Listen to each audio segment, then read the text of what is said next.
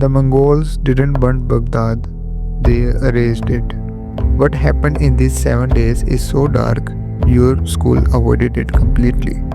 In 1258, Baghdad was not just conquered, it was dismantled piece by piece. The Tigris turned black with ink from a million books and red with the blood of the scholars who wrote them. This was not a battle, this was not a war, this was the assassination of a golden age, the night humanity lost centuries of knowledge in a single blow.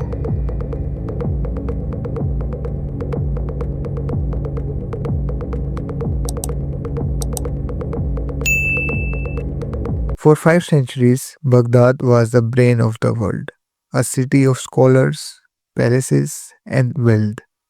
But while the Abbasid court lived in comfort, a storm was forming in the east. Hulagu Khan, grandson of Genghis Khan, was not coming for diplomacy. He was coming to raise an empire. His army, tens of thousands of elite horsemen, siege masters, and foreign engineers, was built for one purpose: total destruction. With him marched nearly 1,000 Chinese engineers, specialists in catapults and gunpowder. Every city that resisted them ended in the same way: crushed, burned, emptied. Before Baghdad even knew it was next, Hülegü had already removed a very obstacle in his path. The legendary assassins, the feared mountain sect, were wiped out in their own fortresses. The road to Baghdad was open. The predator had arrived at the gates of the Golden Age. Hülegü sent a letter to Baghdad. It was simple: tear down your walls and come to me in person, or I will bring you down from the heavens. Caliph Al-Musta'sim ignored the danger. He believed the Mongols were bluffing, that the Abbasid name alone could stop an army. His reply was dismissive, almost insulting, and that sealed Baghdad's fate. Inside the palace, the leadership was fractured. Some ministers downplayed the threat, others argued for preparation, but no one acted. While the court hesitated, Hülegü moved with precision. The Mongols began diverting the Tigris, cutting food supplies and surrounding the city from every direction. Baghdad wasn't being attacked yet, it was being suffocated. The trap was closing and the Caliph still didn't see it. On January 29, the siege truly began. The Mongols completed a ring of earthworks and siege lines around Baghdad. It was not just an attack, it was containment. No messenger escaped, no supply entered. Baghdad was officially cut off from the world. Then bombardment started. Wave after wave of stones, fireports, and gunpowder projectiles hammered the walls. The Mongols didn't fire non-stop, but they fired with precision, day after day, section after section, until the defenses began to collapse. The Caliph's army attempted a counterattack, but Hülegü was ready. His engineers breached the irrigation dikes, flooding the rear fields. Horses sank, formations broke, and what was supposed to be a coordinated defense turned into a chaos. The Mongols cut them down in the mud. By early February, the city's outer defenses were gone. The troops were exhausted and the walls were failing. On February 10, after nearly 2 weeks of relentless siege, Baghdad surrendered.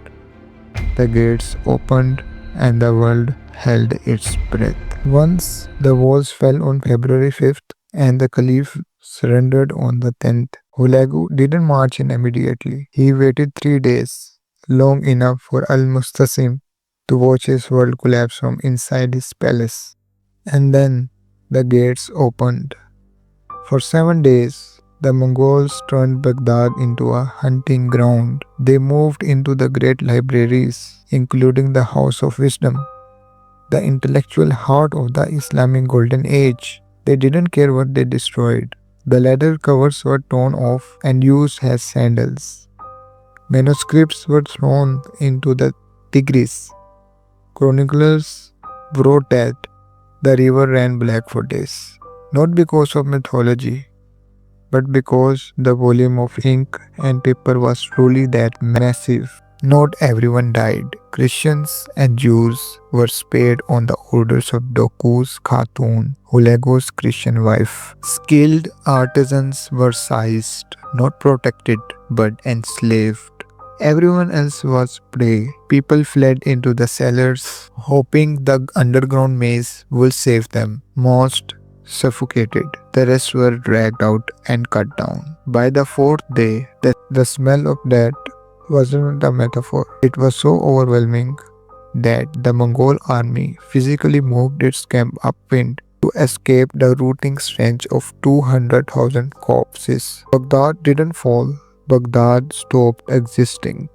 The Mongols had a superstition. They wouldn't spill royal blood on the dirt because they feared it will curse the ground. So they found a cleaner way to kill him. They wrapped the leader of the Islamic world in a heavy rug and had their horses trample into the earth. Legend says Hülegü found the Caliph's secret stash of gold and locked him in the room with it. He told him, "Eat your gold, since you loved it more than your army." The Caliph died of thirst, surrounded by the treasure that couldn't save him. Why did an empire that survived 500 years vanish in just 2 weeks?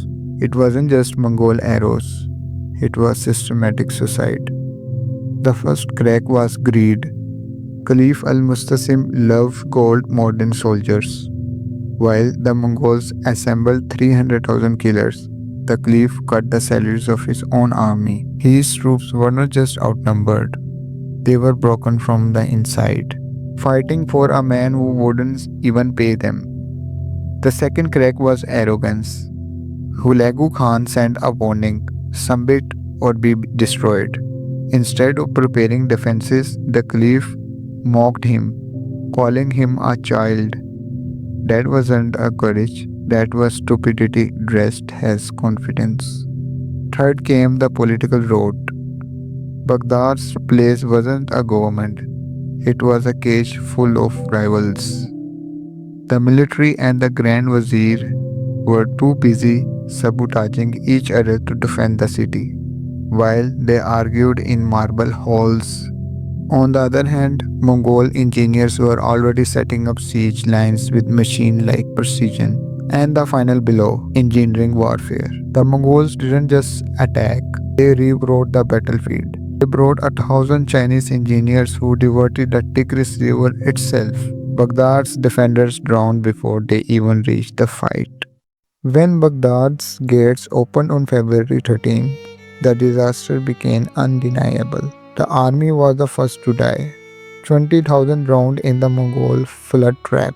30,000 executed after surrender. Mongol losses almost nothing.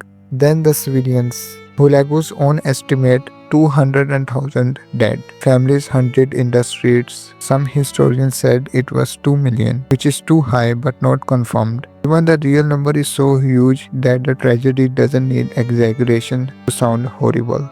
Baghdad never returned to what it once was. The Mongols didn't just kill the people, they shattered the ancient canal system that fed the entire region. Without it, the green city slowly turned into barren land. The population collapsed, and historians agree it never reached even a fraction of its former size again. The center of the world shifted, first to Cairo, then to Damascus, then to Istanbul. The Golden Age didn't simply end, it was cut at the neck.